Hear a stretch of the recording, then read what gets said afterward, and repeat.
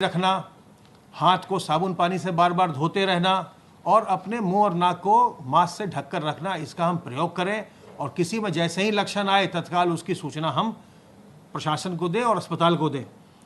विशेष रूप से मैं आपसे ये बताना चाहता हूँ कि जो मास्क है ये दो तरीके का मास्क हो सकता है। एक तो वैसा मास्क है जो कि पुनः प्रयोग में ला सकते हैं, रीयूजेबल मास्क, जिसमें घर में बनाया हुआ कपड़े का मास्क या गमछा, रुमाल, दुपट्टा हो सकता है। और कुछ लोग कभी कभी बाजार से खरीदा हुआ ट्रिपल लेयर मास्क भी इस्तेमाल करते हैं। जो मास्क आप बिल्कुल जैसे जो अगर ट्रिपल लेयर मास्क इस्तेमाल कर रहे हैं जो आप बाजार से खरीदते हैं, तो उसको प्रयोग करने के बाद दोबारा प्रयोग में नहीं लाना है। उसको एक बार से ज़्यादा प्रयोग में नहीं लाइएगा। उसको प्रयोग करने के बाद आप उसको हो सके तो साबुन पानी से धो करके तब उसको डस्टबिन में फेंक दीजिए, अदरवाइज उसको किसी कागज़ में लपेट करके उसको डस्टबिन में फेंक दीजिए, लिफाफे में करके डस्टबिन में फेंकिए। जो रीयूजेबल मास्क है, जो गमछा है, रुमाल है, दुपट्टा है या कपड़े का बनाया हुआ मास्क है, इसको प्रयोग करने के बाद इसको साबुन पानी से और गर्म पानी से साफ करिए और साफ करने के बाद ही दोबारा प्रयोग में लाइए, नहीं तो संक्रमण का भय रहेगा। अगर आप सोच रहे हैं कि उसे हम बार बार इस्तेमाल करते रहें, उसी से मुंह और नाक को ढकते रहें, उससे संक्रमण हो सकता है। आपने आज इस्तेमाल किया, अच्छा है कि आप कम से कम 2 सेट रीयूजेबल मास्क रखिए और आप आज आपने इस्तेमाल किया फिर उसको धोइए, साबुन पानी से धो दीजिए। उसको आजकल बहुत गर्मी हो रही है, धूप में अच्छे से सुखाइए और उसको हल्के से इस्त्री करके या बहुत अच्छे से धूप में सुखा के तभी फिर दोबारा प्रयोग में लाइए। किसी भी जिसमें पसीना आ गया हो, गंदा हो गया, उस मास्क को फिर से प्रयोग में मत लाइए। बिना धोए हुए आप इसको अगर प्रयोग में लाएंगे तो उससे तकलीफ हो सकती है। इसलिए हमेशा आप 2 सेट मास्क का रखें, 2 सेट गमछे का रखें, रुमाल का रखें, दुपट्टे का रखें और उससे बदल बदल करके साफ करके ही उसको इस्तेमाल करिए, तो इससे आप बिल्कुल सुरक्षित रहेंगे। अब मैं अनुरोध करूंगा अपर मुख्य सचिव गृह से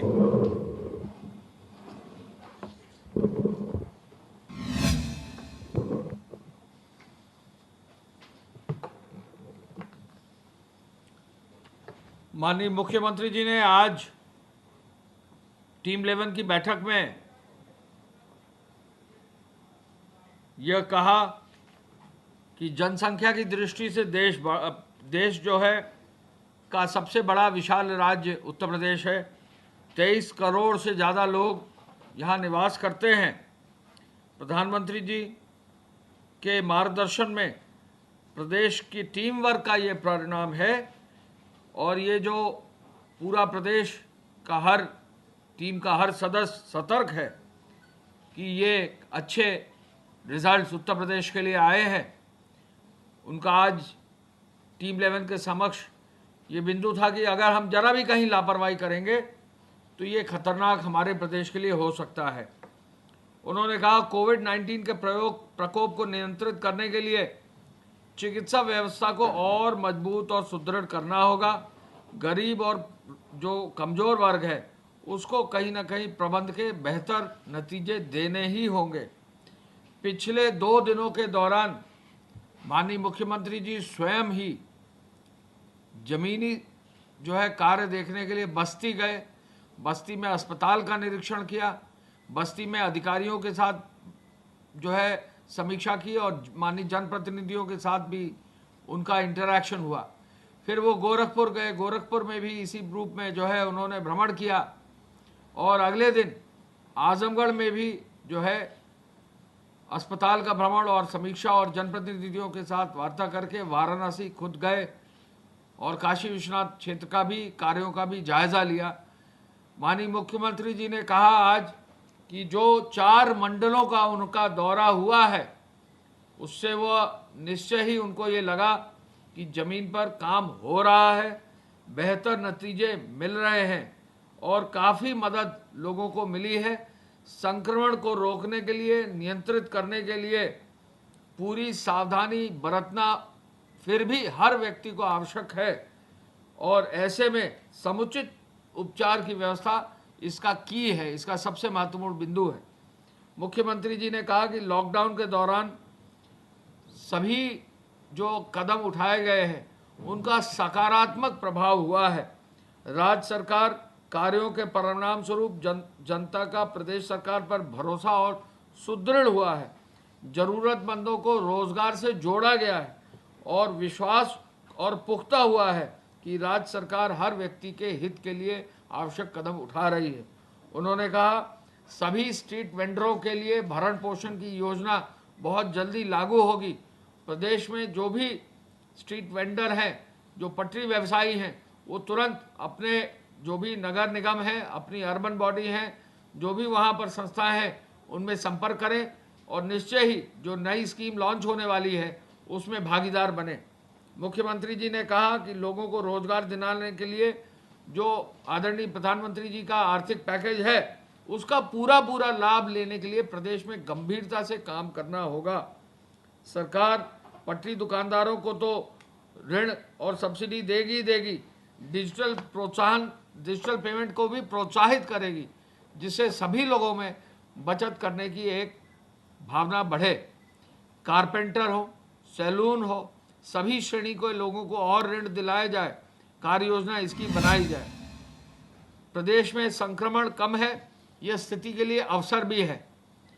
प्रदेश में कम संक्रमण से अवसर यह है कि श्रमिकों को और अधिक रोजगार देते हुए, स्ट्रीट वेंडरों को कार्य देते हुए, एमएसएमई को आगे बढ़ाते हुए, बड़े उद्योगों में रोजगार को और फलने फूलने का मौका देते हुए एक बृहद और व्यापक कार्यक्रम तैयार किया जा रहा है।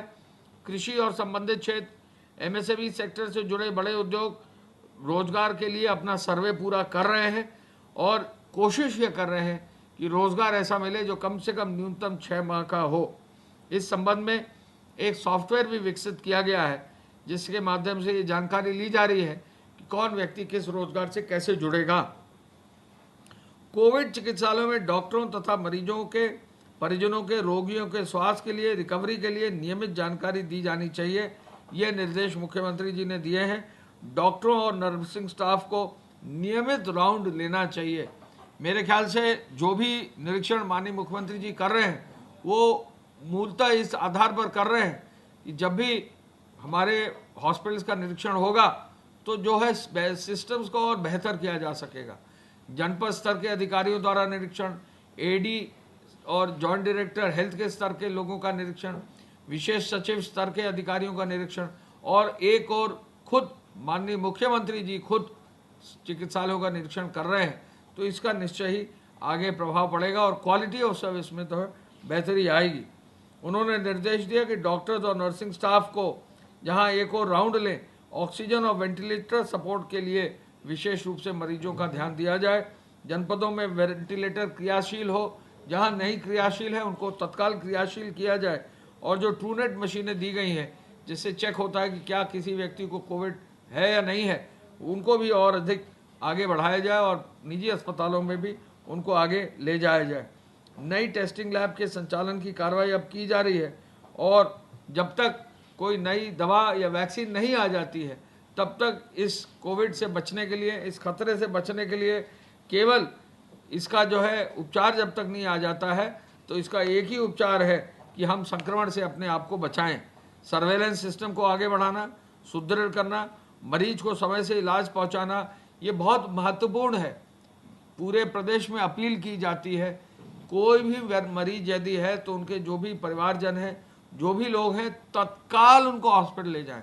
जितनी जल्दी मरीज अस्पताल पहुंचेगा उसके फेटालिटी के चांसेस कम होंगे, उसको तत्कालिक चिकित्सकीय सहायता दी जा सकेगी, हम जान बचाने में सफल हो सकेंगे। माननीय मुख्यमंत्री जी ने कहा कि इस हमारे मजबूत सर्वेलेंस सिस्टम को और मजबूत कर रहे हैं जिससे कि हमारी डेथ रेट में और गिरावट आ सके। खबरों में बने रहने के लिए आरएनआई की फेसबुक, ट्विटर, इंस्टा और यूट्यूब को सब्सक्राइब करें। बेल आइकन दबाना ना भूलें।